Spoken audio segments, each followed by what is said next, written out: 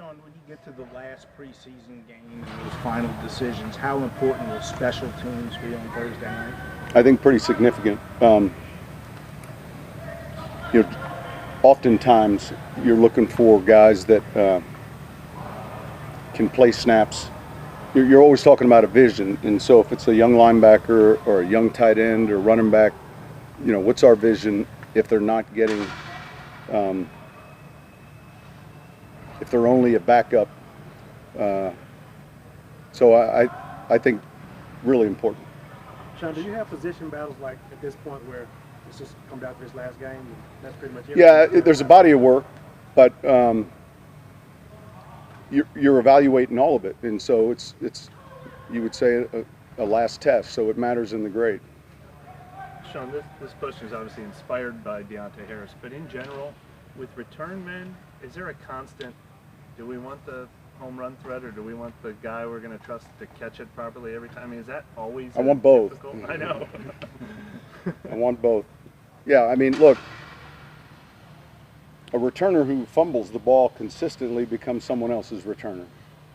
So,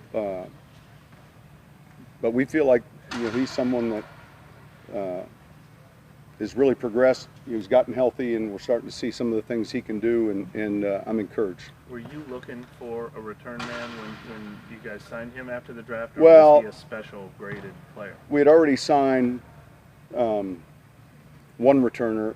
We knew Tommy had left. Yeah, I'd say in each draft, you know, you identify as they're draftable. There were a handful of draftable players that were returners.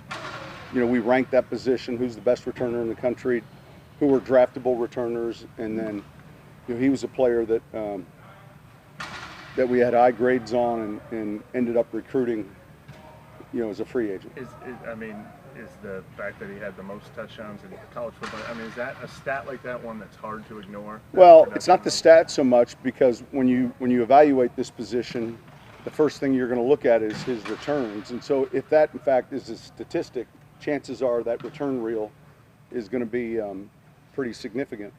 And, yeah, I mean, it's a production position. And so, you know, the level of competition wasn't maybe as high as some of the others, and yet you still watch a player do it, and that is why he ended up here. Sean, a guy like Marcus Sherrills, do you need to see him in the preseason, or does his? Well, look, hopefully we can, and yet we still have a large body of work with what he's done before.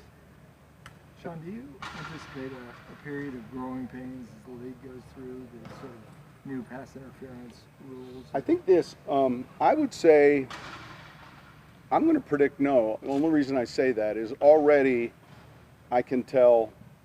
I challenged a play against Minnesota. You know, they called our defender for interference, and the ruling on the field stayed. And I thought, man, it was pretty clear to me, at least, that it was just, you know, hand swiping. So I would say they're going to be very conservative in overturning calls.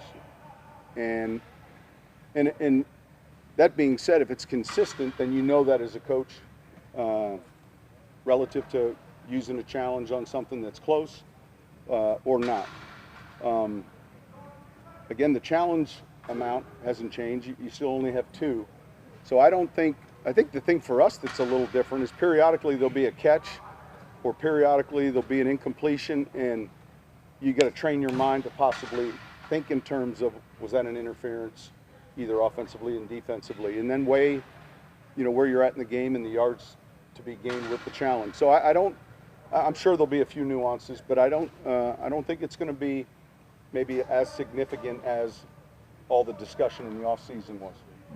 Coach, when you go to evaluate players after this game, is there a consideration maybe between what the team needs in week 1 versus what the team needs for the whole season? Yeah, I guess, look, you're trying to put the right 53 together, certainly in preparation for your week 1 game.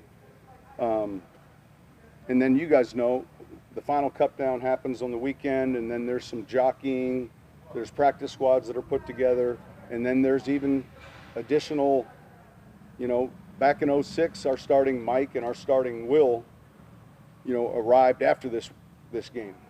Taysom Hill arrived, after this game. So it's hard to prepare for that final weekend because there's an awful lot of players that hit the wire, and you're trying to look at the grades. And we talk about it all the time with these guys. You're not just, if you're looking at just your position group and just your position depth chart, you're really, you have no idea all the other things that go into it. You're competing against the other 31 teams, receivers, running backs, or players that could play in that role. So, but ultimately, I think the plan is to put the best roster together, and going into week one, knowing there's going to be some change. Will Compton's been here for a little bit now. What did you see when you brought him in, and what have you seen from him in these first few practices? Well, listen, he's someone that is smart. He knows what to do. I think that he'll play some, and I just think there's a level of experience that he brings. So he's one of those guys competing. He's one of those guys working to make the team. I know Harris has done a very good job for you, but is there a difference fielding punts in the preseason and fielding punts in the regular season? And as a coach, how much do you weigh that concern maybe when you put a guy back there? Well, sure there is. I think, look, there's a difference between a regular season game and a playoff game, and yet, the confidence of a player comes with demonstrated accomplishments, and so this opportunity right now is preseason. I feel like he's a player that feels like he can make a significant return on every play. I know our bench feels that way. If you watch the one the other night, I think the team feels like, man, on any return, it's been close. So you can only go by what you see, and I don't think it's too big for him. I don't think it's too big for him. What stood out to you the most over the past month on running back defining the big boat? Well, he's big. I think there's some really good things he does, and then there's a handful of things that are developmental, that are things that he is going to have to continue to work on. But so far, I thought he's looked pretty good in the preseason, and especially in some of our practices. You talked about waivers and cut downs. At this point, how much is your scouting department kind of forecasting who might get let go, and how much are you looking at who might be available even now? Well, I think, like, we'll have everyone's roster, and to some degree, you're looking at positions that are heavy. So if I'm another team, I'm in need of a safety, I'm studying our safety depth, because I feel like there's probably 3 teams in the league that are deep at safety. There'll be 3 or 4 teams deep at tight end. There'll be 3 or 4, and those are the target teams you look at specifically per formation, or position. So I think every team in the league right now would say, hey, we're deep in some areas, we're a little thin here, then who's deep in an area where we're thin? You'll see some trades take place before that cut down to help fill needs. And but the pro department is on top of and has watched all these preseason games, not just ours, and graded the players and looked closely at young guys they don't know as much about. Again, the pro department is just now getting these players. So the minute the draft takes place, the college scouts go on to next year's class, and the pro department begins to evaluate them. So they're evaluating all 31 other teams Yes. in the same way? Yes.